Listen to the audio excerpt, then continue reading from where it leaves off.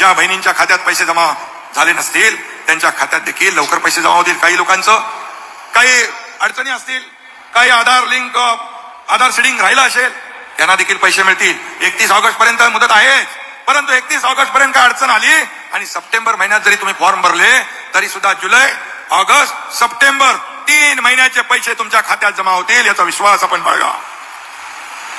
आता रक्षाबंधन किंवा भाऊबीजेला ओवाळणी मिळणार नाही, तर दर महिन्याला 1,500 रुपयांचा माहेरचा आहेर तुम्हाला मिळणार आहे. हा विश्वास या ठिकाणी आपल्याला देऊ इच्छितो. आणि म्हणून मी मगाशी देखील म्हणालो की 1,500 रुपये मला 15 ऑगस्टच्या दिवशी पण काही माझ्या बहिणींनी भावना व्यक्त केल्या. काय त्यांच्या ज्या काय भावना व्यक्त करत असताना त्यांच्या चेहऱ्यावर एक आनंदही होता. मी नाही म्हणत 100% रक्कम ही तुमच्या खात्यात जमा होईल, एवढंच मी या प्रसंगी आपल्याला सांगतो. मी एवढं सांगतो, देव मंदिरात नाही, देव देवाऱ्यात नाही, देव माणसातच आहे, यावर माझा विश्वास आहे. आणि म्हणून माणसाने माणसासारखं वागलं पाहिजे. द्यायची दानत असेल तर पैसे कुठून येण्याचा प्रश्नच नाही आहे. आणि म्हणून आमच्याकडे नियत आहे, देण्याची दानत आहे. आणि म्हणूनच ही योजना आम्ही ही पुढे नेतोय. अजितदादांनी देखील म्हटलेलं, अजितदादा जे काय रोकटोक सांगत असतात, मी आपल्याला सांगतो, तुम्हाला आता आम्ही 1,500 रुपये देतोय महिन्याला. भाऊबीज वर्षाला 18,000 रुपये.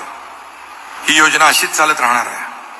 उद्या सरकारची ताकद वाढली, तुम्ही सरकारला आशीर्वाद दिले, सरकारची ताकद वाढली तर 1,500चे 2,500 होतील, 2,500चे 2,000 होतील.